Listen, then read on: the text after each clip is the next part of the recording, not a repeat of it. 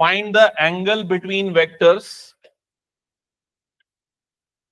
Vector A is equals to, find the angle between vectors, vector A and vector B.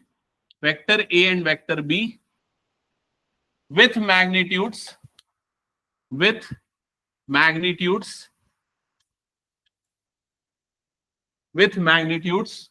root 3 and 2, respectively,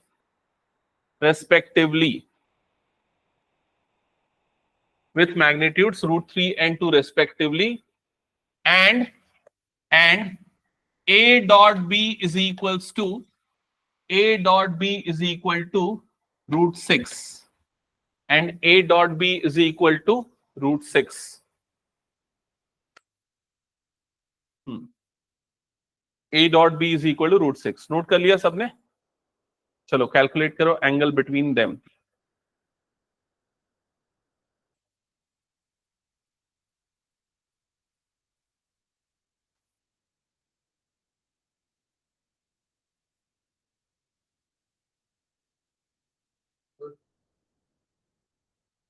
cos inverse root 2 नहीं,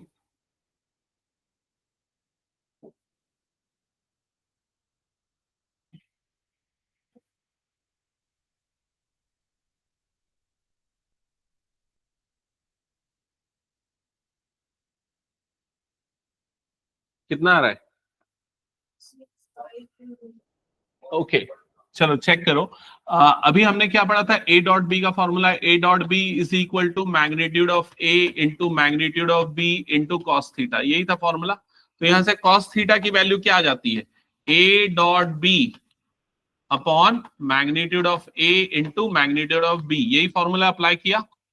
a dot B की value कितनी given है question में? Root 6. इसकी value कितनी है? Root 3 into 2. यहां तक हो गया. तो ये कितना आ जाएगा? Root 3 into root 2 divided by root 3 into root 2 into root 2. ऐसा लिख सकते हैं. ये दोनों टर्म्स और ये दोनों टर्म्स कट जाएंगी तो क्या मिलेगा? 1 अपॉन रूट 2. समझ में आएगी नहीं सबको? ये किसकी वैल्यू आई है? कॉस थीटा की वैल्यू. तो थीटा की वैल्यू कितनी होगी? ये कब आता है कॉस में? 45 डिग्री या फिर पाई बाय 4 पे. तो थीटा इज इक्वल टू कितना आ जाएगा? Pi by 4. क्या ये क्लियर हो गया सभी को? हटा दो ये क्वेश्चन फिर मैं. चलो नेक्स्ट क्वेश्चन नोट करना.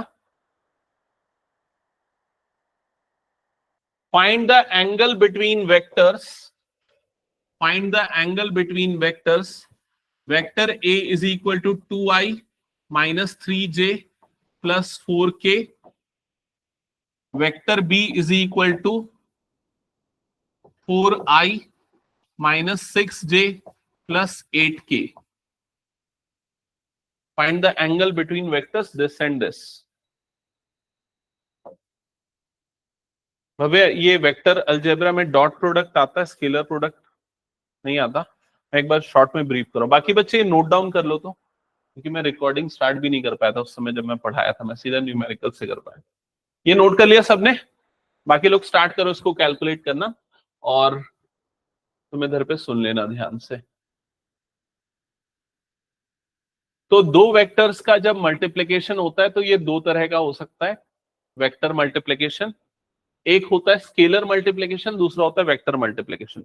मतलब दो वेक्टर को मल्टीप्लाई किया, आपको स्केलर क्वांटिटी मिले तो उसको बोलते हैं स्केलर प्रोडक्ट या स्केलर मल्टीप्लिकेशन, या डॉट प्रोडक्ट, क्योंकि यहाँ पर डॉट का सिंबल यूज होता है. दूसरा जो प्रोडक्ट होता है उसको बोलते हैं क्रॉस प्रोडक्ट. यहाँ पर पहला वेक्टर क्रॉस दूसरा वेक्टर लिखते हैं और रिजल्ट में आपको एक वेक्टर क्वांटिटी मिलती है. तो दो तरह के प्रोडक्ट होते हैं वेक्टर के. ठीक है, तो इसमें डॉट प्रोडक्ट पहले हम यहाँ पर देखेंगे. तो मान लेते हैं वेक्टर ए है, उसके कंपोनेंट a1i b1j c1k है. i j k क्या है? Unit vector in the direction of x y और z एक्सिस. क्लियर? तो अगर हमें a डॉट b निकालना है तो मान लेते हैं ये वेक्टर a है, ये वेक्टर b है, ये दोनों के बीच का एंगल क्या है? थीटा है. तो फॉर्मूला होता है a dot b is equal to magnitude of a magnitude of b into cos theta. Theta is angle between them.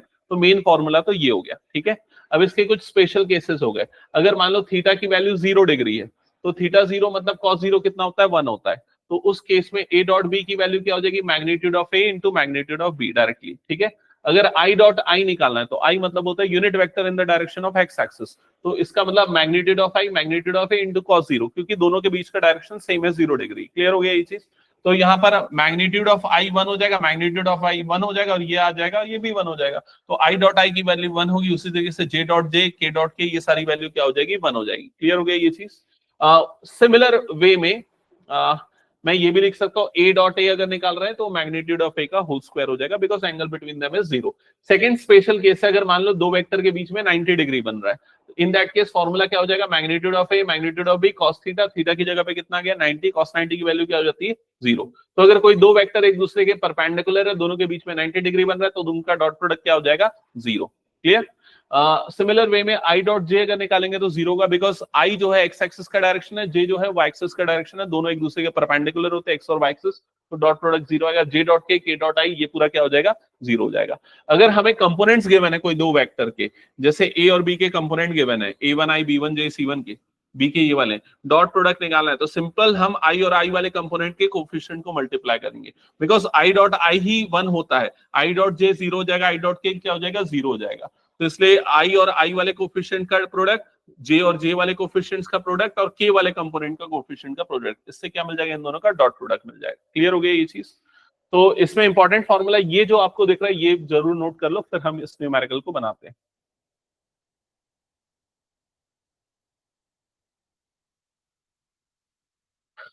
Note कर लिए फॉर्मूला? तो अभी जो मैंने क्वेश्चन दिया, मैंने क्वेश्चन में यहाँ पर क्या दिया था? ए, वेक्टर ए और वेक्टर बी दे दिया था, और मैंने बोला दोनों के बीच का एंगल निकालो। तो फॉर्मूला है हमारे पास A dot B is equals to magnitude of A magnitude of B into cos theta. तो यहाँ पर इस क्वेश्चन में आपको कॉस थीटा की वैल्यू फाइंड आउट करनी है, थीटा की वैल्यू या कॉस थीटा की वैल्यू फाइंड आउट करनी है। ए डॉट बी आपको निकालना पड़ेगा, तो ए डॉट बी की वैल्यू देखो कितनी आ जाएगी। ए डॉट बी मतलब इन दोनों का डॉट प्रोडक्ट लेंगे, डॉट लेंगे तो ये दोनों टर्म्स आपस में मल्टीप्लाई होंगे, 2 4 जा कितना हो जाएगा? ये 8, ये दोनों आपस में मल्टीप्लाई होंगे, कितना हुआ इन दोनों का प्रोडक्ट? प्लस 18, ये दोनों आपस में मल्टीप्लाई होंगे, कितना आएगा इन दोनों के बीच का प्रोडक्ट? 8 4 जा कितना आ जाएगा? 32। क्या ये सबका आ गया? तो ए डॉट बी की वैल्यू कितनी आई जल्दी बताओ? 58। ए डॉट बी की वैल्यू आ गई 58। सबको यहां तक क्लियर? फिर आप निकालोगे magnitude of vector A, magnitude of vector ये निकल चुका है, अब ये निकालेंगे। तो मैग्नीट्यूड ऑफ वेक्टर ए कैसे निकलता है? रूट ओवर 2 का स्क्वायर प्लस -3 का स्क्वायर प्लस 4 का स्क्वायर, तो कितना आ रहा है? Root over 28। सबका आ गया? 29 आएगा। 4 + 9 + 16, 9 + 16 25, 25 + 4 29, हाँ 29 आएगा। मैग्नीट्यूड ऑफ वेक्टर ए 29 आ जाएगा। Magnitude of vector b root over 4 का स्क्वायर प्लस -6 का स्क्वायर प्लस 8 का स्क्वायर, कितना आ रहा है? ये रूट ओवर 116। क्या ये आ गया? तो 1 2 और ये 3, इन तीन चीजों को हम इस फॉर्मूले में पुट करेंगे, हमें कॉस थीटा की वैल्यू मिल जाएगी। तो यहां से कॉस थीटा का जो फॉर्मूला बनेगा वो क्या हो जाएगा? A dot B divided by magnitude of vector a into magnitude of vector b, ऐसा ही होगा फॉर्मूला। तो क्या हो जाएगा? Cos theta is equal to a dot B की वैल्यू कितनी आ गई? 58 divided by magnitude of vector a कितना? √29, मैग्नीट्यूड ऑफ वेक्टर बी कितना? √116। क्या ये क्लियर है? यहां तक आया सबका? आगे और सिंप्लीफाई हो सकता है क्या? ये कैसे होगा? 116 को क्या लिखेंगे हम? 116 को हम लिख सकते हैं 2√29। समझ में आया नहीं? अब √29 कितना हो जाएगा? 29। 29 इंटू 2 कितना हो जाएगा? 58। तो ये क्या आ जाएगा? 58 डिवाइडेड बाय 58, ये दोनों कट जाएगा, मतलब वैल्यू क्या आ गई? 1। तो कॉस थीटा की वैल्यू कितनी आई? 1। अब बताओ थीटा की वैल्यू क्या होगी? 1 कब होता है कॉस में? 0 डिग्री, मतलब थीटा की वैल्यू कितनी आ जाएगी? 0। क्या ये क्लियर हो गया? इसका मतलब ये दोनों वेक्टर कैसे वेक्टर हैं? पैरेलल वेक्टर्स हैं। क्या ये आया? बताओ फाइनल 0 तक कितने बच्चों ने लाया था? ओके, एक स्टेप बचा था। प्रोसेस समझ गए ना? ठीक है, लेकिन आपको इस क्वेश्चन में टर्म्स को देख के, कंपोनेंट्स को देख के समझ जाना है कि वेक्टर पैरेलल है, ये पूरे कैलकुलेशन के बिना। इसका एक शॉर्टकट ट्रिक है, क्या है? हाँ, इसका शॉर्टकट ये है, जो इनके कंपोनेंट्स का रेशियो है वो सेम प्रोपोर्शन में है। देखो यहां पर 2/4 मतलब कितना आ गया? 1/2। -3/-6 तो कितना आ गया? 1/2। 4/8 मतलब कितना आ गया 1/2। अगर इनके कंपोनेंट सेम प्रोपोर्शन में होंगे तो वो दोनों वेक्टर्स कैसे हो जाएंगे, पैरेलल वेक्टर्स हो जाएंगे। फिर आपको ये पूरा एंगल वेंगल निकालना, कैलकुलेशन करने की जरूरत नहीं है। समझ गए ना ये चीज। चलो एक नया क्वेश्चन दे रहा हूं, नोट करो। क्वेश्चन है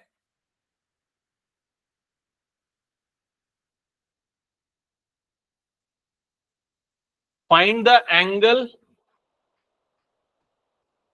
angle between vector AB and vector BC such that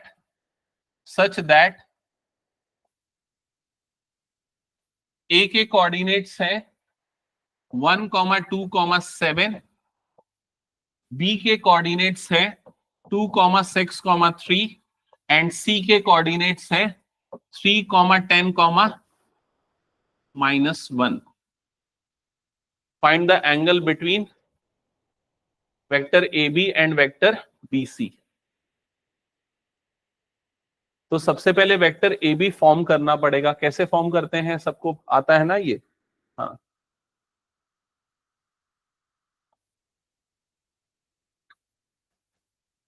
vector AB form करने के लिए ये फॉर्मूला लगा दो, x2 - x1 i plus y2 - y1 j plus z2 - z1 k।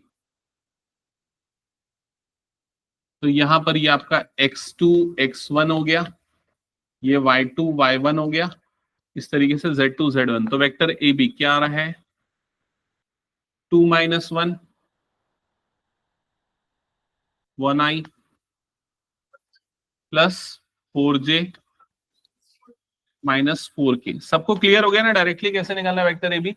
Then vector BC 3 - 2 मतलब कितना आ रहा है ये 1i plus 4j plus -4k। Vector BC भी सेम आ रहा है, तो क्या होगा दोनों के बीच का एंगल, दोनों पैरेलल, तो दोनों के बीच का एंगल क्या हो जाएगा 0। क्या ये क्लियर हो गया सबको। ठीक है, the two vectors are parallel, hence the angle between them is 0 degree. Next, vector A is equal to I minus 2j plus k. Vector B is equal to I plus j plus k. Find angle between them. Find angle between them.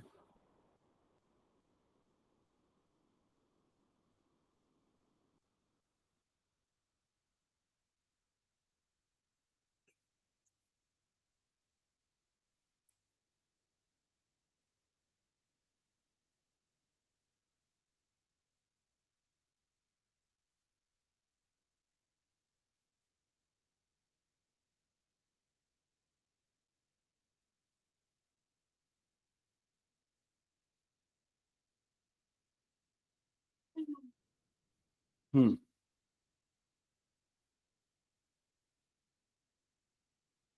हम्म तो आप सबसे पहले A dot B निकालोगे, तो A dot B क्या हो जाएगा 1 × 1 मतलब 1 -2 और प्लस ये क्या हो जाएगा 1। सो फाइनली आपको क्या मिल जाएगा 0। A डॉट बी 0 मिल गया, तो आप magnitude of A magnitude of B निकालना है तो निकालो, नहीं निकालना है तो भी फर्क नहीं पड़ेगा, बिकॉज कॉस थीटा का फॉर्मूला क्या है A dot B divided by magnitude of A into magnitude of B। ये फॉर्मूला, न्यूमरेटर 0 है, डिनोमिनेटर कुछ भी हो, फाइनली आपको क्या मिल जाएगा 0 ही मिलेगा। समझ में आई ये चीज। और cos 0 कब आता है cos में 90 डिग्री पे, तो इसका मतलब थीटा इज इक्वल टू क्या हो गया यहाँ पर 90 डिग्री। क्या ये क्लियर हो गया सबको। ठीक है, अब जो चीज अभी आपने लिखी उसका कंक्लूजन लिखना अपने नोटबुक में। कंक्लूजन कैसे लिखोगे,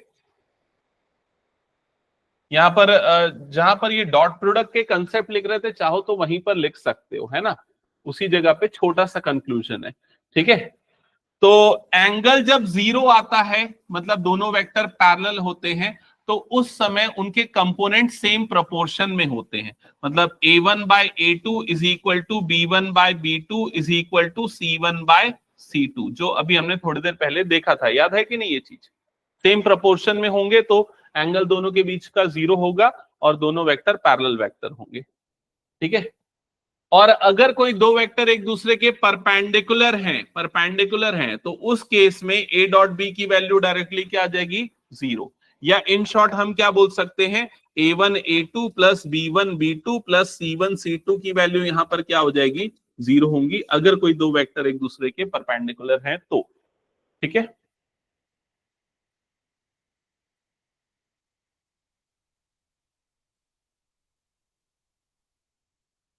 हो गया यहां तक सबका? चलो अब एक और क्वेश्चन दे रहा हूं, सॉल्व करके बताओ।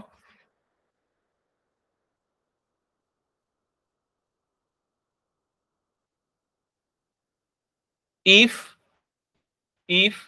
vector A is equals to 2i plus 2j plus 3k, vector B is equals to minus I plus 2j plus k, and vector C is equals to 3i plus j, are such that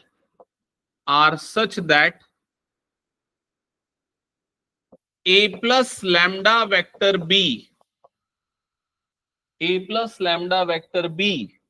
is perpendicular to vector C, then find the value of lambda.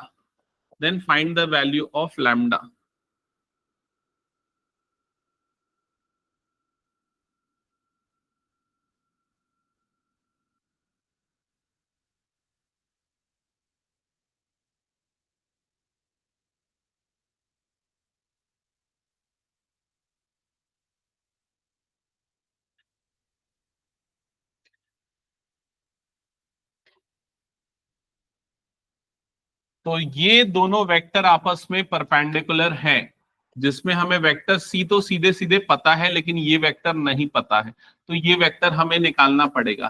तो a plus lambda vector b कैसे निकलेगा?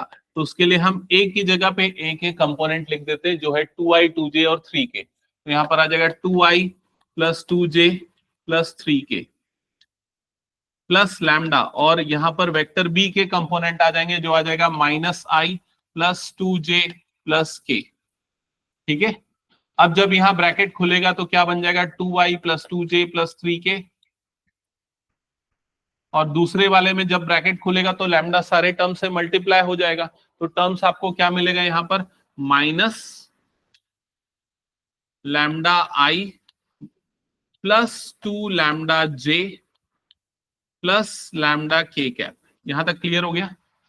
अब इस vector को इसके standard form में लिखने के लिए आई वाले कंपोनेंट्स में से आई को कॉमन निकाल लेते हैं। आई को कॉमन निकालेंगे तो ये क्या बन जाएगा? 2 माइनस लैम्डा।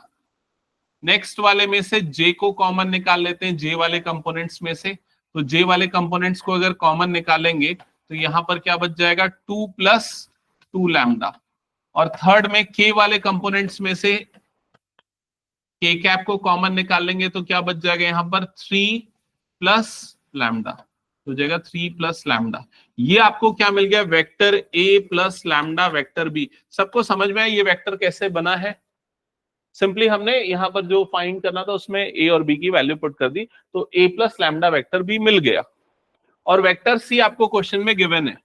वेक्टर सी क्या है क्वेश्चन में? देखो यहाँ पर 3i प्लस j, ये है वेक्टर सी। ठीक है। इसमें के वाला कंपोनेंट नहीं है, मतलब क्या है वो? 0 के। क्या ये क्लियर हो गया सबको? अब क्वेश्चन में क्या बोल रहा है? ये दोनों आपस में क्या है? परपेंडिकुलर है। तो अभी हमने परपेंडिकुलर के लिए एक शॉर्टकट क्या लिखा था? क्या होता है परपेंडिकुलर होते तो दो vector a1 a2 plus b1 b2 plus c1 c2 is equal to क्या हो जाता है? 0। तो ये a1 हो गया और ये क्या हो गया? a2। तो कितना आ जाएगा? ये 2 minus lambda into 3 plus b1 b2, तो ये हो गया आपका b1 और ये हो गया आपका b2। b2 मतलब 1 है, यहाँ कुछ नहीं, मतलब क्या 1 है। तो यहाँ पर आ जाएगा 2 + 2 lambda into 1 plus C1 C2, तो ये हो गई C1 की वैल्यू और C2 की वैल्यू क्या है 0। तो यहाँ पर आ जाएगा 3 + lambda into 0 that is equals to क्या हो गया 0। सॉल्व करो, लैम्डा की वैल्यू निकाल लो। 8 आ रहा है। 6 - 3 lambda plus 2 + 2 lambda is equals to 0। ये तो पूरा 0 हो जाएगा। सो फाइनली 6 + 2 ये हो जाएगा 8 -3 lambda plus 2 lambda plus minus lambda हो जाएगा minus lambda is equals to 0। So lambda is equals to आ जाएगा 8। आया सबका?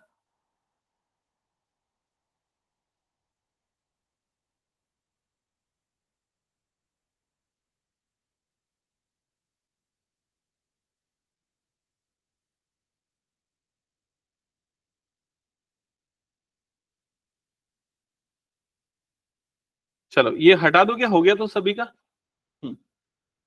नेक्स्ट क्वेश्चन लिखो। If vector a and vector b are parallel, if vector A and vector B are parallel vectors,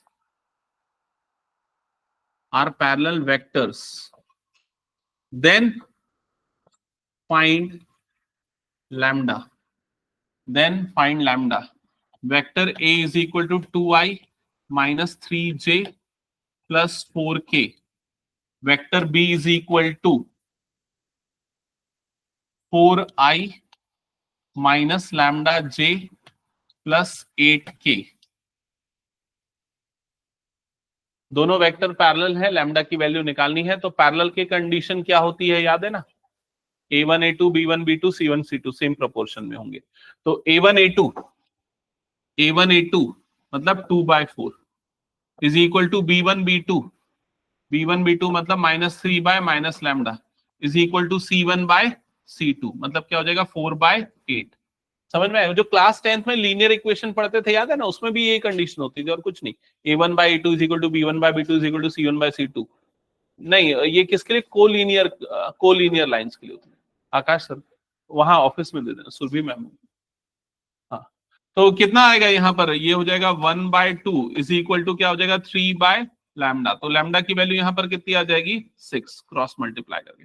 समझ गए ना? तो ये दोनों कंडीशन कब कब और कैसे कैसे अप्लाई होगी। नेक्स्ट लिखो। Projection of vector a along vector b. Projection of vector a along vector B. Projection of vector A along vector B. ये नेक्स्ट टॉपिक है, या नोट करके जो भी लिखना है लिख लो। ये होता है is equals to vector A dot vector B divided by magnitude of vector B divided by magnitude of vector B।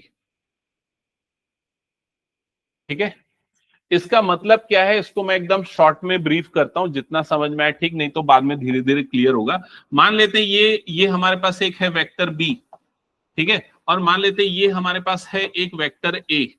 ठीक है, अगर मान लो ऊपर से मैं यहां पर एक लाइट गिराता हूं, ठीक है, तो उसका जो शेडो बनेगा वेक्टर बी के ऊपर, वो इसका प्रोजेक्शन कहलाएगा।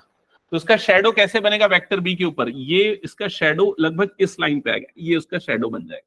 समझ में आया कि नहीं? तो ये जो नया वेक्टर बना ना, ये जो नया पार्ट आपको बनाना, इसी को आप इसका क्या बोलेंगे? प्रोजेक्शन बोल देंगे। समझ में आया ये चीज? तो ये निकालने के लिए क्या करना पड़ता है? पहले दोनों का डॉट प्रोडक्ट लेते हैं एंड देन उसको डिवाइड कर देते हैं किससे? मैग्नीट्यूड ऑफ वेक्टर बी से। अब उसके पीछे का मैथमेटिक्स वही है, ट्रिग्नोमेट्री अप्लाई होती है और कुछ नहीं है। बीच में एंगल आ गया, थीटा आ गया, तो अगर इसमें ए डॉट बी निकालने का फॉर्मूला क्या है, याद है कि नहीं? ए डॉट बी का फॉर्मूला क्या होता था? Magnitude of a into magnitude of B into cos theta divided by, यहां पर क्या आ जाएगा? Magnitude of vector b. ये दोनों कट जाएगा तो मैग्नीट्यूड ऑफ ए और ये क्या हो गया? Cos theta. समझ में आ रहा है कि नहीं? तो मैग्नीट्यूड ऑफ ए का मतलब ये वाले साइड की लेंथ। समझ गए कि नहीं ये चीज? और डिवाइडेड बाय क्या आ रहा है यहाँ पर? Cos theta. ठीक है, तो अगर यहां पर मैं ट्रिग्नोमेट्री लगाऊं तो cos theta is equal to क्या होता है? Base upon hypotenuse. बेस मतलब ये वाला पार्ट, बेस मतलब ये वाला पार्ट, अपॉन हाइपोटेनियस। हाइपोटेनियस मतलब ये वाले की लेंथ, जिसको हम किससे डिनोट करेंगे? Magnitude of vector, magnitude of vector नहीं, ये वाले की लेंथ होगी ना, मैं एक मिनट, हाँ, मैग्नीट्यूड ऑफ वेक्टर ए से डिनोट करेंगे। मैग्नीट्यूड ऑफ वेक्टर ए से डिनोट किया, मैं फॉर्मूला गलत तो नहीं लिख दिया, अपॉन वेक्टर ए आता है क्या, बेस अपॉन हाइपोटेनियस, एक मिनट चेक कर लेता हूं फॉर्मूला में। Projection of vector a along vector B,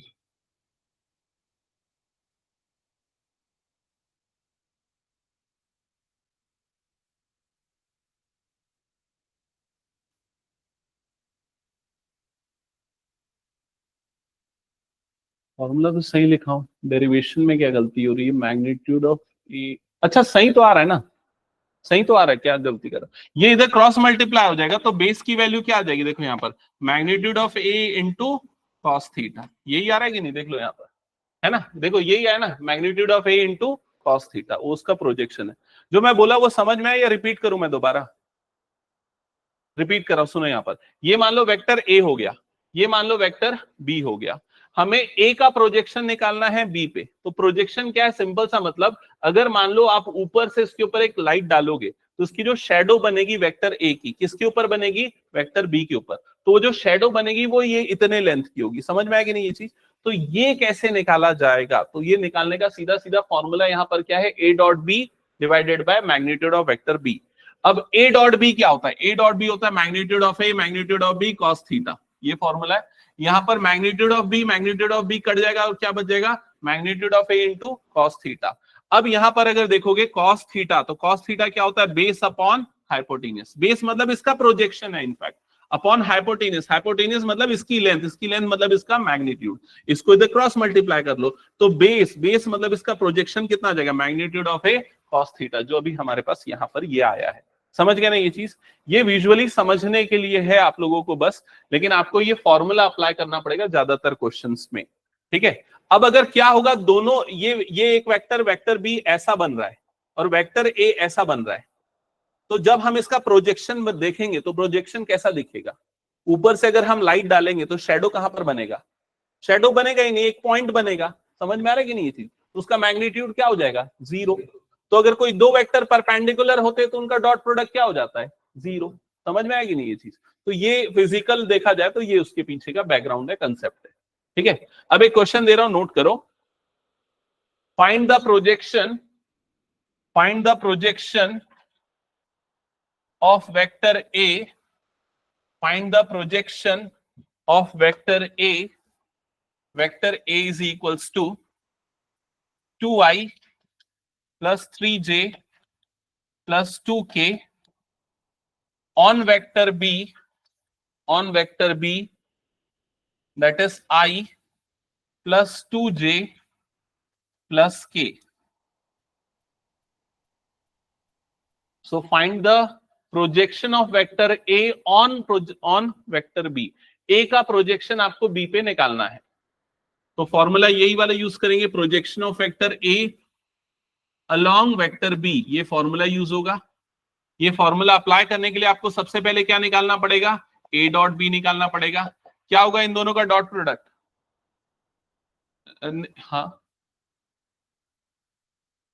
हाँ डायरेक्टली वो भी यूज कर सकते हो, लेकिन थीटा आपके पास कहाँ है ना, ये वाला फॉर्मूला यूज करने के लिए आपके पास थीटा नहीं है, तो आप क्या करो, सीधे ये यूज करो।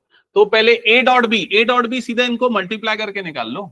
ए डॉट बी कितना आ जाएगा, 2 into 1 मतलब कितना आ जाएगा 2, प्लस 3 2 सा कितना हो जाएगा 6, प्लस ये आ जाएगा 2, तो ये कितना आ जाएगा, ए डॉट बी की वैल्यू कितनी आ जाएगी 10। यहां तक क्लियर हो गया। फिर आपको क्या निकालना पड़ेगा, मैग्नीट्यूड ऑफ वेक्टर बी निकालना पड़ेगा। तो मैग्नीट्यूड ऑफ वेक्टर बी, इसका मैग्नीट्यूड निकालोगे तो रूट ओवर क्या आ जाएगा, ये 1 square plus 2 square plus 1 square, तो क्या आ जाएगा रूट ओवर 4 प्लस 2 मतलब कितना आ जाएगा 6। मैग्नीट्यूड ऑफ वेक्टर बी कितना आ गया 6। इसका मतलब जो प्रोजेक्शन हो जाएगा, projection of a on b is equals to क्या लिखेंगे यहां पर, a dot B divided by magnitude of vector b, a dot B divided by magnitude of vector b, तो ये आ जाएगा 10 डिवाइडेड बाय रूट 6, ये उसका प्रोजेक्शन हो जाएगा। समझ में आई ये चीज, ठीक है। अब देखो इस फॉर्मूले को मॉडिफाई करके ये बनाया हमने, तो आप चाहो तो ये फॉर्मूला यूज करो, चाहो तो ये फॉर्मूला यूज करो। अगर ये यूज करना है तो आपको क्या पता होना चाहिए, थीटा, तो या तो थीटा निकालो दोनों का वो फॉर्मूला लगा के फिर ये यूज करो, समझ गए ना ये चीज, तो दोनों यूज कर सकते हैं जो भी गिवन है उसके अकॉर्डिंग। चलो नेक्स्ट लिखो। नेक्स्ट पॉइंट है, मैं देखो बहुत ज्यादा क्वेश्चंस नहीं करवा रहा हूँ न्यूमेरिकल, मैं छोटे छोटे कंसेप्ट बता रहा हूँ और उसको फिजिक्स में कैसे अप्लाई करेंगे बाद में देखेंगे, फिलहाल हम उसके शॉर्ट न्यूमेरिकल्स देखते जा रहे हैं, ठीक है। नेक्स्ट लिखो direction ratios, direction ratios, direction ratios, bracket में लिखना A comma B comma C. अगली लाइन में लिखना direction cosines, direction cosines, bracket में लिखना L comma M comma N. और cos alpha comma cos beta comma cos gamma. फिर लिखना direction angles, direction angles, bracket में लिखना alpha comma beta comma gamma, alpha comma beta comma gamma. तो vector से related हम इन तीन टर्म्स को समझेंगे कि इनका मतलब क्या होता है और क्या ये फिजिकली समझाती है ये तीनों चीजें, ठीक है। तो मान लेते हैं हमारे पास ये हो गया 3 डायमेंशनल स्पेस, ये हो गया एक्स एक्सेस, ये हो गया वाई एक्सेस और ये हो गया जेड एक्सेस, ठीक है। और यहां पर सपोज कोई एक वेक्टर है, इस तरीके का कोई भी एक वेक्टर है, मान लेते हैं ये वेक्टर ए है, ठीक है। और वेक्टर ए के कंपोनेंट अगर देखा जाए तो वो आ रहा है मान लो 2y plus 3j minus 4k, मान लेते हैं ये उसके कंपोनेंट्स है। क्लियर हो गया यहां तक, ठीक है।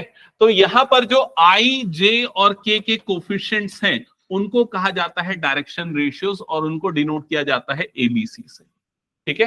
तो यहां पर जो डायरेक्शन रेशियोज जिसको शॉर्ट में डीआरस बोलेंगे उनकी वैल्यू क्या है, तो ए की वैल्यू 2, बी की वैल्यू 3 और सी की वैल्यू यहां पर हो गई -4। नोट कर लो, एग्जाम्पल से ए बी सी की वैल्यूज हो गई है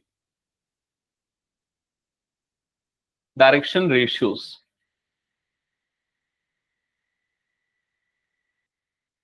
हो गया यहां तक, नोट किया सबने। नेक्स्ट, अब इस वेक्टर का यूनिट वेक्टर निकालो, ए कैप निकालो। तो यूनिट वेक्टर निकालने के लिए क्या करना पड़ता है, उस वेक्टर को डिवाइड करते हैं उसके मैग्नीट्यूड से। तो यहां पर यह आ जाएगा 2i plus 3j minus 4k divided by root over 2 square plus 3 square plus -4 का स्क्वायर। तो a cap is equals to क्या आ जाएगा, ये 2 upon root over √29 i plus 3 upon √29 j -4 upon √29 k। ये समझ में है ना सबको कैसे हुआ, ये मैग्नीट्यूड सॉल्व करोगे तो कितना आ जाएगा, √29 अलग अलग कर दिया, 2 upon √29 i plus 3 upon √29 j -4 upon √29 k। यहां तक क्लियर हो गया। ये कौन सा वेक्टर है, ये है यूनिट वेक्टर। इसमें जो i j k के कोफिशिएंट्स होते हैं उनको कहा जाता है डायरेक्शन कोसाइंस। ये जो आपको वैल्यूज मिल रही हैं इनको डायरेक्शन कोसाइंस बोलते हैं और इनको डिनोट करते हैं एलएमएन से या cos alpha cos beta cos gamma से। तो यहां पर डीसीज शॉर्ट में लिख रहा हूं, डीसीज डायरेक्शन कोसाइंस। तो एल की वैल्यू हो गई 2 अपॉन √29, एम की वैल्यू हो गई 3 अपॉन √29 और एन की वैल्यू हो गई -4 अपॉन √29। क्या ये सबने नोट डाउन कर लिया, ठीक है। और एल एम एन को ही हम cos alpha cos beta cos gamma भी बोलते हैं। तो कॉस अल्फा की वैल्यू हो गई 2 अपॉन √29, कॉस बीटा की वैल्यू हो गई 3 अपॉन √29 और कॉस गामा की वैल्यू हो गई -4 अपॉन √29। यहां तक क्लियर हो गया। तो यहां से अल्फा की वैल्यू क्या आएगी, अल्फा क्या आएगा, कॉस इधर चला जाएगा तो क्या बन जाएगा वो कॉस इनवर्स। तो अल्फा इज इक्वल टू हो जाएगा कॉस इनवर्स 2 अपॉन √29,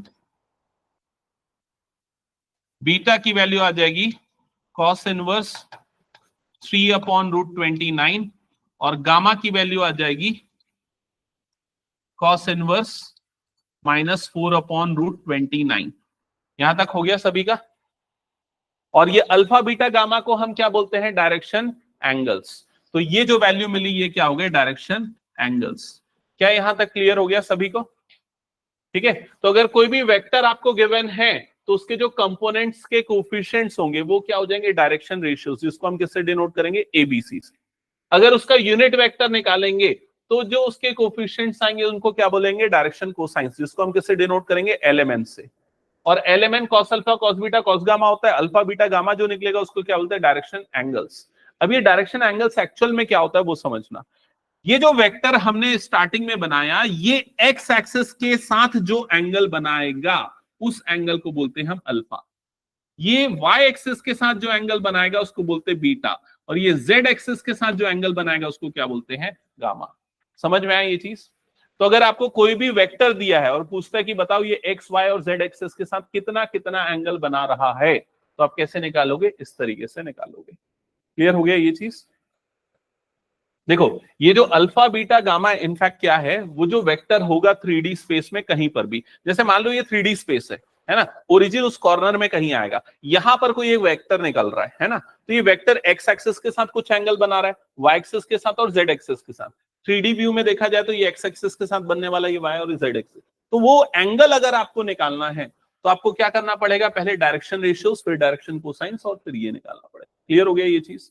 एक क्वेश्चन देता हूं, ज्यादा क्लियरिटी आ जाएगी। क्वेश्चन नोट करो। Consider a vector,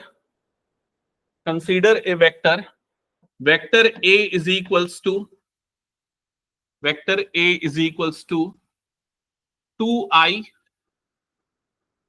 plus 2j plus 0k, 2i plus 2j plus 2 plus 0k, ये हमने एक वेक्टर कंसीडर कर लिया, अज्यूम कर लिया।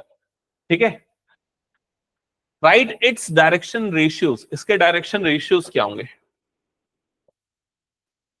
डीआर क्या हो जाएंगे यहां पर 2,2,0 या ए बी सी की वैल्यूज हो गई। समझ में आ गया ये चीज? नेक्स्ट, इसके डायरेक्शन कोसाइंस निकालो, डायरेक्शन कोसाइंस निकालो। तो डायरेक्शन कोसाइन निकालने के लिए हमको क्या निकालना पड़ेगा, इसका यूनिट वेक्टर, यूनिट वेक्टर निकालना पड़ेगा। यूनिट वेक्टर निकालने के लिए क्या करेंगे, vector A divided by magnitude of vector ए। समझ में आई ये चीज? तो वेक्टर ए मतलब 2i plus 2j plus 0k divided by root over, क्या आ जाएगा, root over 2 square plus 2 square plus 0 square. ऐसे ही होगा, सबको क्लियर? तो कितना आ जाएगा ये 2 अपॉन कितना आ जाएगा, रूट 8 होगा ना, 4 प्लस 4 8, रूट 8 है ना, प्लस ये कितना हो जाएगा 2 अपॉन रूट 8j प्लस ये क्या हो जाएगा 0k। और इसको और सिंप्लीफाई करोगे, रूट 8 को क्या लिख सकते हैं, 2 रूट 2, तो ये कितना आ जाएगा 1 upon root 2i plus 1 upon root 2j और प्लस ये क्या आ जाएगा 0k। ये आ जाएगा ए कैप वाला कंपोनेंट। क्या यहां तक सबको आ गया? एक बार चेक कर लो जल्दी। सिंपल कैलकुलेशन है ये, एकदम इजी नंबर लिया मैंने इसीलिए। ठीक है, यहां तक हो गया। अब एलएमएन मतलब डायरेक्शन कोसाइन क्या है इसके, एल की वैल्यू क्या हो गई यहां पर 1 अपॉन रूट 2, एम की वैल्यू क्या हो गई 1 अपॉन रूट 2 और एन की वैल्यू यहां पर क्या हो गई 0। क्लियर? अब एल को हम क्या लिखते हैं, कॉस अल्फा। तो cos alpha is equal to कितना हो गया 1 अपॉन रूट 2। एल मतलब कॉस अल्फा, कॉस अल्फा हो गया 1 अपॉन रूट 2। अब बताओ अल्फा की वैल्यू कितनी आएगी, 45 डिग्री, क्योंकि कॉस में 1 अपॉन रूट 2 45 पे आता है ना, तो अल्फा की वैल्यू आ गई 45 डिग्री या पाई/4 रेडियन। बीटा की वैल्यू कितनी आएगी, cos beta is equal to 1 upon root 2, तो बीटा की वैल्यू भी कितनी आ गई 45। समझ गए? और कॉस गामा एन की वैल्यू 0 है ना, तो कॉस गामा क्या हो गया 0, तो गामा की वैल्यू कितनी आएगी, गामा की वैल्यू कितनी आएगी 90 डिग्री। समझ में आया ये चीज? इसका मतलब वो जो वेक्टर हमने यहां स्टार्टिंग में लिखा था, वो वेक्टर एक्स एक्सिस और वाई एक्सिस के साथ कितना कितना एंगल बना रहा है 45 और जेड एक्सिस के साथ कितना एंगल बना रहा है, कितना 90 डिग्री बना रहा है ना। एक्स और वाई के साथ 45 और जेड एक्सिस के साथ कितना बना रहा है 90 डिग्री बना रहा है। ठीक है, क्या पूछ रहा है? हाँ तो 2D में है ना, बिल्कुल है 2D में। अब समझ, मैं उस चीज को फिजिकली समझाता हूं। मान लेते हैं ये हमारा 3D स्पेस है ना, ये वाले एक्सेस को एक्स एक्सेस मानो, उसको वाई मानो, और ये जो बाहर निकल रहा है वो कौन सा है, जेड एक्सेस। ठीक है, अब अगर यहाँ वेक्टर को देखोगे तो यहाँ सिर्फ आई और जे है, के क्या है, 0। मतलब वेक्टर इनफैक्ट ये बोर्ड में है, ऐसा कुछ लाइन है, समझ लो, है ना, ये बोर्ड में कोई लाइन है। तो ये जो लाइन है ये एक्स और वाई के साथ कितना बना रहा है, 45 और 45। लेकिन जेड एक्सेस के साथ कितना बना रहा है, 90 बना रहा है ना, 90, है ना, क्योंकि ये यहां पर है, जेड एक्सेस तो इधर निकल रहा है ना, तो दोनों के बीच का एंगल कितना हो गया, 90 डिग्री। क्लियर हुआ कि नहीं, ये विजुअलाइज कर पा रहे हो कि नहीं? ठीक है, तो कई बार ये वाले कंसेप्ट यूज होते हैं, इसको ध्यान में रखना है। एक क्वेश्चन नोट करो,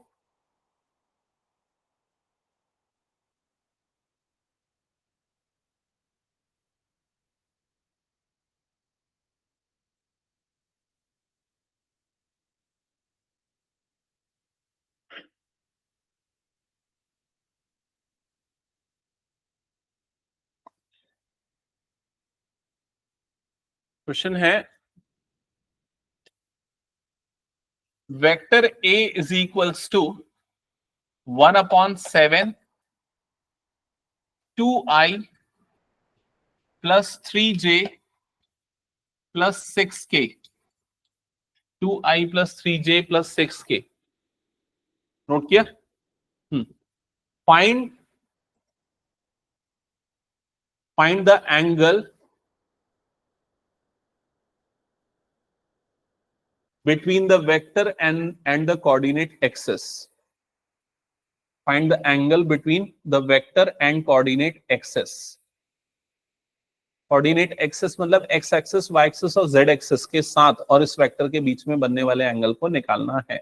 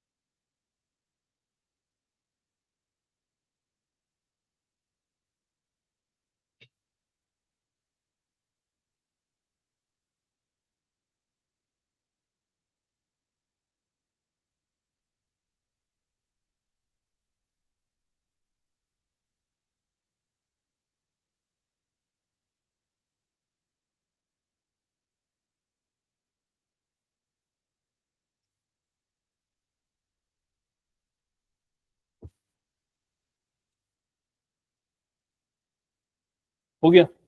और किसी का?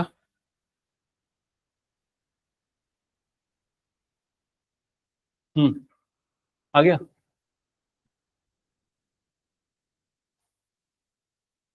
ओके, तो किसी भी वेक्टर का अगर एंगल निकालना है एक्स वाई और जेड एक्सिस के अलोंग, तो हमें क्या निकालना पड़ता है, डायरेक्शन कोसाइंस, एलएमएन की वैल्यू निकालनी होती है। एलएमएन निकालने के लिए पहले उस वेक्टर को किस में बदलना पड़ता है, यूनिट वेक्टर में बदलना पड़ता है। तो अगर आप इसको ध्यान से देखोगे, एक्चुअल में ये ऑलरेडी एक यूनिट वेक्टर है। देखो ये यूनिट वेक्टर है कि नहीं? आप इसका मैग्नीट्यूड निकालो, कितना आएगा, मैग्नीट्यूड ऑफ वेक्टर ही निकालो, कितना आएगा, मैग्नीट्यूड ऑफ वेक्टर एक आ जाएगा √2/7 का होल स्क्वायर प्लस 3/7 का होल स्क्वायर प्लस 6/7 का होल स्क्वायर। समझ में आएगी नहीं, ये ऐसे ही होगा ना।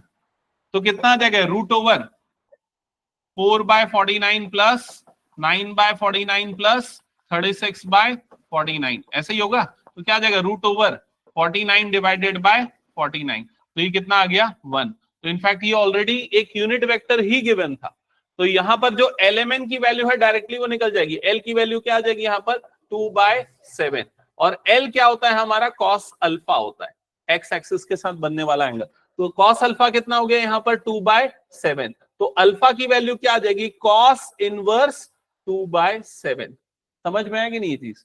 Similarly m is equal to हो जाएगा 3/7, वो हो गया cos beta is equal to 3/7, और बीटा की वैल्यू आ जाएगी कॉस इनवर्स 3/7, और इसी तरीके से गामा, मतलब तीनों एक्सिस के साथ बनने वाला एंगल मिल जाएगा। क्या ये समझ में आया सभी को? ओके, ये हटा दूं क्या? हो गया तो सभी का? कुछ नोट करना है तो कर लो।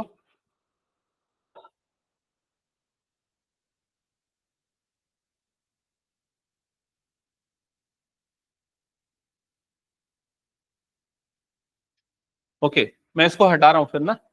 ठीक है, अब देखो, इस पूरी चीज को हम जनरलाइज करते हैं, कुछ इंपॉर्टेंट प्रॉपर्टी देखते हैं। मान लेते हैं हमारे पास एक वेक्टर ए है, वेक्टर ए है, और इसके कंपोनेंट है ए आई प्लस बी जे प्लस सी के। ठीक है, वेक्टर ए हो गया।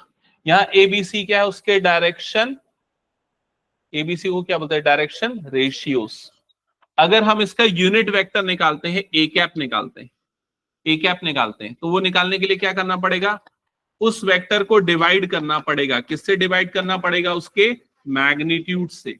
उसका मैग्नीट्यूड क्या आ जाएगा? Root over A square plus B square plus C square. समझ में आई ये चीज? फिर उसके बाद जो हमें नया वेक्टर मिला, ए कैप वाला जो वेक्टर मिला, इनफैक्ट वो क्या हो जाएगा? A upon root over A square plus B square plus C square I, plus B upon root over A square plus B square plus C square J, plus C upon root over A square plus B square plus C square into K. ऐसा हो जाएगा। समझ में आया कि नहीं ये चीज? ठीक है, अब मैं ये क्यों बता रहा हूं?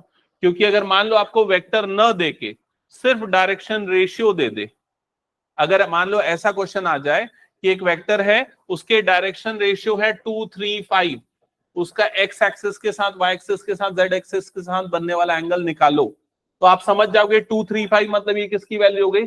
एबीसी की वैल्यू हो गई। आप उसको पुट करोगे सीधे सीधे, तो ये वाली वैल्यू आपको क्या मिल जाएगी? एल। ये वाली वैल्यू आपको क्या मिल जाएगी? एम। और ये वाली वैल्यू क्या हो जाएगी? एन। समझ गए ना ये चीज? ठीक है, तो ये नोट कर लेना यहां तक, ये जो चीज मैंने बताई। तो L is equal to directly कैसे निकल सकता है? A upon root over A square plus B square plus C square. M is equal to B upon root over A square plus B square plus C square. और N is equal to root over C upon root over A square plus B square plus C square. ठीक है, ये relation है किसके बीच में? Direction ratios and direction cosines के बीच में। Direction ratios and direction cosines के बीच में रिलेशन है।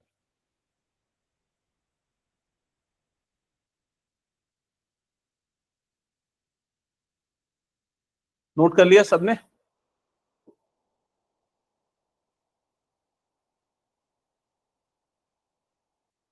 नेक्स्ट, अब मुझे ये बताओ कि L square plus M square plus N square की वैल्यू क्या आएगी?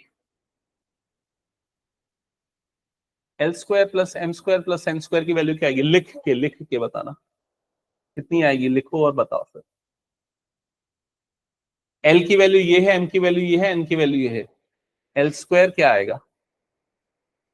एल स्क्वायर क्या हो जाएगा? देख के बता सकते हैं ना यहाँ पर, इसके हिसाब से क्या हो जाएगा? एल स्क्वायर की वैल्यू क्या आ जाएगी? A square upon A square plus B square plus C square, यही होगा। एम स्क्वायर की वैल्यू क्या होगी? B square upon A square plus B square plus C square.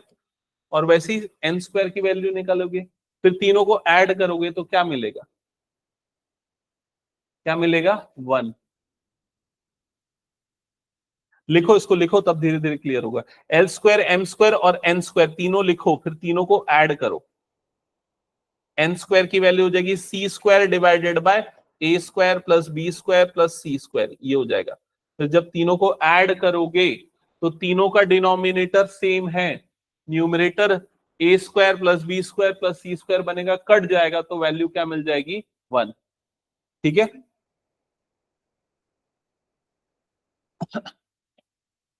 आया सबके पास ये?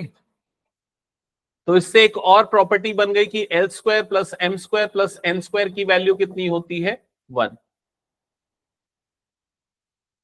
L square plus M square plus N square की value होती है 1। नोट कर लिया सबने?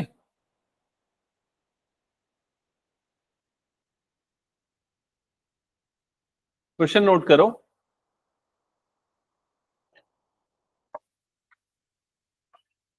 Vector A is equal to X I plus X J plus X K vector A is equal to X I plus X J plus X के।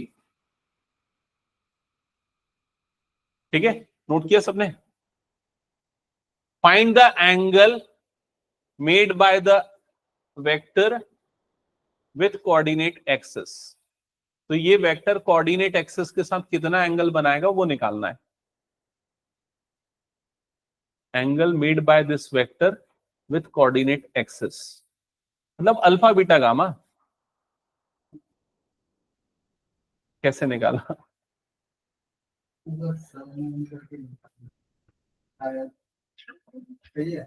नहीं, जो अभी मैंने प्रॉपर्टी बताई ना वो प्रॉपर्टी लगाना पड़ेगा।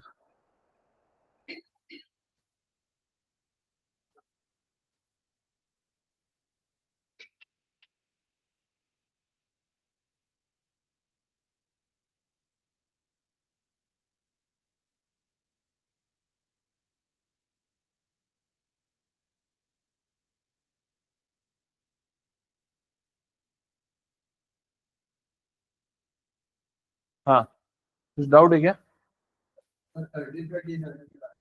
L square plus M square plus N square 1 कैसे आया? देखो, ये वेक्टर ए ये था, है ना, मान लो ये वेक्टर ए था, तो उसका अगर मुझे यूनिट वेक्टर निकालना है तो क्या करना पड़ता है? उसके मैग्नीट्यूड से डिवाइड करना पड़ता है, तो ये आ जाएगा। फिर इसको मैं अलग अलग करूंगा तो ए अपॉन ये वाला पार्ट प्लस बी अपॉन ये वाला पार्ट प्लस सी अपॉन ये वाला पार्ट। यहां तक समझ में है? अब जो यूनिट वेक्टर में आई जे के जो कोफिशिएंट होते हैं वो एलएमएन होते हैं। एलएमएन मतलब डायरेक्शन कोसाइन होते हैं। अब अगर मैं एल स्क्वायर निकालने जाऊं तो वो क्या आ जाएगा? ए स्क्वायर अपॉन ये वाला टर्म। समझ में आया? एम स्क्वायर निकालने जाऊं तो बी स्क्वायर अपॉन ये वाला टर्म। एन स्क्वायर क्या हो जाएगा? सी स्क्वायर अपॉन ये वाला टर्म। जब मैं तीनों को ऐड करूंगा तो तीनों का डिनोमिनेटर सेम है, तो न्यूमरेटर क्या आ जाएगा? A square plus B square plus C square divided by A square plus B square plus C square. ऐसी होगा ना, तो दोनों कट जाएगा तो वैल्यू क्या आ जाएगी? 1। क्लियर हुआ सबका? हाँ, अभी ये किसी ने बनाया कि नहीं बताओ जल्दी से। हाँ, एल की वैल्यू कितनी आई? सबसे पहले एल की वैल्यू सीधे सीधे निकालेंगे। यहां पर कैसे निकालेंगे? ए अपॉन, अभी जो हमने ये फॉर्मूला देखा था ना, एल इज इक्वल टू क्या था? A upon root over A square plus B square plus C square, ये वाला फॉर्मूला यूज करेंगे। हाँ, तो क्या आ जाएगा? एक्स अपॉन रूट ओवर क्या आ जाएगा? X square plus x square plus x square. क्या ये क्लियर हो गया? तो एल की वैल्यू क्या आ जाएगी? X upon root over 3x square. तो एल की वैल्यू क्या आ जाएगी? X upon root 3x, x square root से बाहर निकल जाएगा, एक्स एक्स कट जाएगा, तो एल की वैल्यू कितनी आ जाएगी? 1 अपॉन रूट 3। एम की वैल्यू क्या अलग आएगी कि सेम आएगी? देख लो, सेम आएगी। एम की वैल्यू में भी यही होगा, तो एम की वैल्यू भी कितनी आ जाएगी? 1 अपॉन रूट 3। और एन की वैल्यू भी कितनी हो जाएगी? 1 अपॉन रूट 3। समझ में आई ये चीज? अब एलिमेंट से आप cos alpha cos beta cos gamma निकाल सकते हो, तो cos alpha is equal to कितना हो गया? 1 अपॉन रूट 3। तो अल्फा हो जाएगा कॉस इनवर्स 1 अपॉन रूट 3। वैसे ही बीटा और गामा दोनों की वैल्यू क्या हो जाएगी? सेम। क्या ये क्लियर हो गया? ठीक है। तो कई बार क्वेश्चन में ना आपको इनडायरेक्टली ऐसा पूछेगा कि मान लो ये वेक्टर गिवन है, ठीक है, ये वेक्टर किस तरह का, इसका डायरेक्शन कैसा है? इसका डायरेक्शन कैसा है मतलब क्या ये तीनों एक्सिस से इक्वली इंक्लाइंड है या अनइक्वली इंक्लाइंड है? तो अगर अल्फा बीटा गामा तीनों की वैल्यू सेम आती है तो वो तीनों एक्सिस से क्या हो जाएगा? इक्वली इंक्लाइंड होगा। मतलब इसको फिजिकली समझो, अगर देखा जाए ये जो मैं आपको बता रहा था, जो वेक्टर निकल रहा है वो एग्जैक्टली डायगोनली निकल रहा होगा अगर स्क्वायर की शेप में देखा जाए तो। समझ में आ रहा है कि नहीं ये चीज? ठीक है, चलो नेक्स्ट एक क्वेश्चन नोट करो।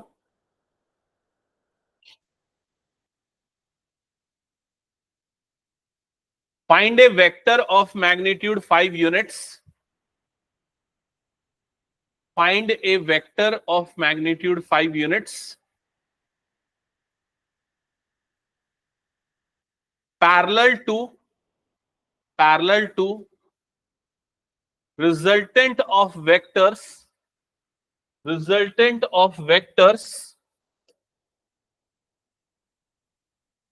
vector A is equals to 2i plus 3j minus k, and vector B is equals to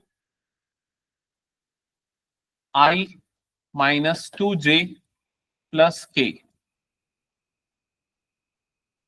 note कर लिया सबने? तो आपको बोला find a vector of magnitude 5 units and parallel to resultant of vectors this and this. Resultant का मतलब क्या होता है?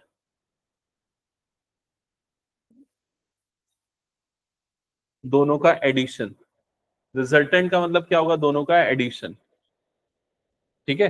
जो पिछले क्लास में हमने ट्रायंगल लॉ ऑफ एडिशन देखा था, अगर याद होगा तो, मान लो ये है वेक्टर ए और ये है वेक्टर बी, तो इनका जो रिजल्टेंट होता है वो इनका थर्ड साइड होता है इस ट्रायंगल का, तो ये हो जाता है vector a plus vector b. ठीक है, इसको रिजल्टेंट बोलेंगे। तो ये क्वेश्चन में क्या करना पड़ेगा? सबसे पहले पहले रिजल्टेंट निकालना पड़ेगा, दोनों को ऐड करना पड़ेगा, फिर यूनिट वेक्टर निकालना पड़ेगा, फिर मल्टीप्लाइड बाय 5 करना पड़ेगा। समझ गए ना? मतलब ये पिछले टॉपिक से रिलेटेड वाला है, मतलब अभी वाला जो हमने एलएमएन वाला कंसेप्ट देखा ना, डायरेक्शन कोसाइन डायरेक्शन एंगल, उससे रिलेटेड ये नहीं है। ठीक है, तो ये क्वेश्चन मैंने इसलिए दिया था ताकि याद रखना, पिछले और इसमें कंफ्यूज मत हो जाओ। ठीक है,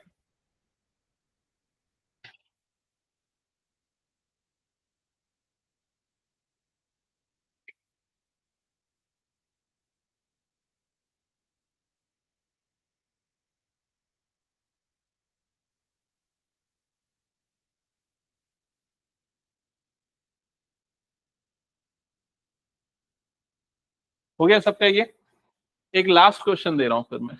ये निकाल लिया ना सबने? कैसे बनेगा? दोनों को ऐड किया कि नहीं? दोनों को ऐड करके यूनिट वेक्टर लेके मल्टीप्लाइड बाय 5 करना था। किया है सबने? नहीं किया? कॉपी खत्म? ऋषा तो ज्यादा क्लास भी नहीं है, फिर भी कॉपी खत्म। चलो इसको हटा रहा हूं मैं, इसको कर लेना कंप्लीट। ये लास्ट क्वेश्चन में दे रहा हूं, ये दोनों को ऐड करना था। इस क्वेश्चन में क्या करना था? उसको वेक्टर सी मान लेते, फिर उसके बाद क्या करते? सी कैप निकालते। सी कैप क्या होता है? Vector c divided by magnitude of vector c, फिर उसको मल्टीप्लाइड बाय क्या करना था? 5 करना था। That's it. लास्ट क्वेश्चन ये जो बनाया उसको छुट्टी दे दूंगा फिर मैं। ठीक है, क्योंकि ये क्वेश्चन एक ऐसा मिला है जो सारे कंसेप्ट को यहीं पर क्लियर कर देता है।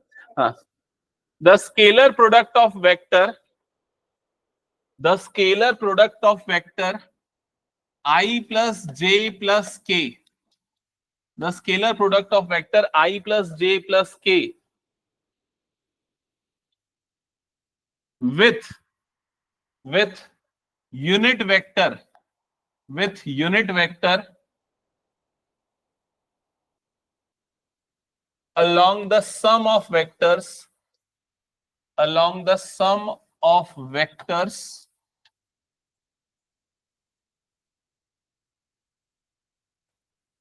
2i plus 4j minus 5k and lambda I plus 2j plus 3k is equal to 1, is equal to 1. Find the value of lambda. Find the value of lambda.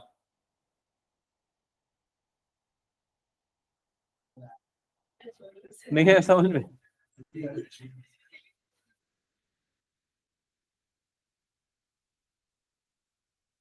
Question को मैं दोबारा पढ़ रहा हूं, समझो एक बार। मैं अब समझाते हुए पढ़ रहा हूं। क्या लिखा है स्टार्टिंग में? Scalar product. स्केलर प्रोडक्ट का मतलब क्या होता है? Dot product. Scalar product of this vector, इस वेक्टर का स्केलर प्रोडक्ट लेना है। तो ये एक्चुअली इसको क्या मान लो? वेक्टर ए मान लो। इसका स्केलर प्रोडक्ट लेना है, डॉट प्रोडक्ट लेना है। किसके साथ लेना है? With a unit vector along the sum of the vectors this and this। तो ये जो दोनों वेक्टर्स दिए गए हैं, इन दोनों के सम करने के बाद जो यूनिट वेक्टर मिलेगा उसका और ए का डॉट प्रोडक्ट कितना दिया हुआ है क्वेश्चन में? 1 दिया हुआ है। तो इन दोनों का सम करो पहले, फिर उसका यूनिट वेक्टर निकालो, और जो निकलेगा उसका और इसका क्या ले लो, डॉट प्रोडक्ट ले लो।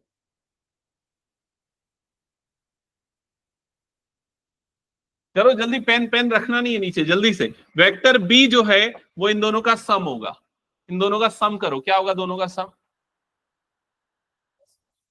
2 प्लस लैम्डा आई प्लस 6j माइनस 2k, ये हो जाएगा डायरेक्टली, ये दोनों का सम हो गया।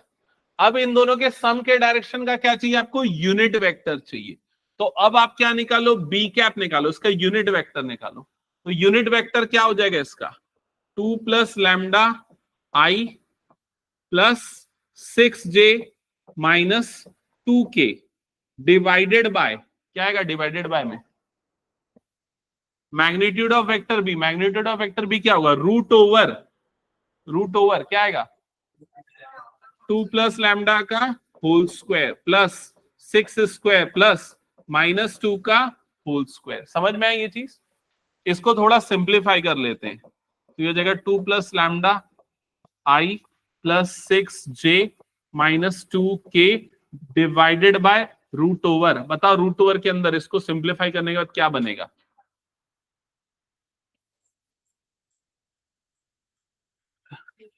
इसका होल स्क्वायर जब करोगे तो ये हो जाएगा A square plus B square plus 2ab, मतलब प्लस 4 लैम्डा प्लस 6 का स्क्वायर 36 प्लस 2 का स्क्वायर 4, ऐसे ही आएगा ना? हाँ, 44 plus lambda square plus 4 lambda, ऐसा कुछ आएगा। इसको जब सिंप्लीफाई करोगे तो lambda square plus 4 lambda plus 44 आएगा। कर लोगे ना ये सिंप्लीफिकेशन? ए प्लस बी का होल स्क्वायर लगाना, इसको स्क्वायर करना, इसको स्क्वायर करना, फिर सबको प्लस कर देना। ये आ गया बी कैप, है ना? इसका और किसका डॉट प्रोडक्ट लेना है? ए का, वेक्टर ए का, और दोनों का डॉट प्रोडक्ट कितना आएगा? 1, क्वेश्चन में दिया हुआ है। और उसके बाद फिर आपको किसकी वैल्यू निकालनी है? लैम्डा की। चलो करो आगे सॉल्व। अरे करो जल्दी से, 2 मिनट में होगा, कोई ज्यादा टाइम का नहीं है इसका सॉल्यूशन। ये जो वेक्टर मिला उसका और दिए हुए वेक्टर का डॉट प्रोडक्ट 1 है, स्केलर प्रोडक्ट 1 है। ऋषा नहीं आया समझ में? अच्छा,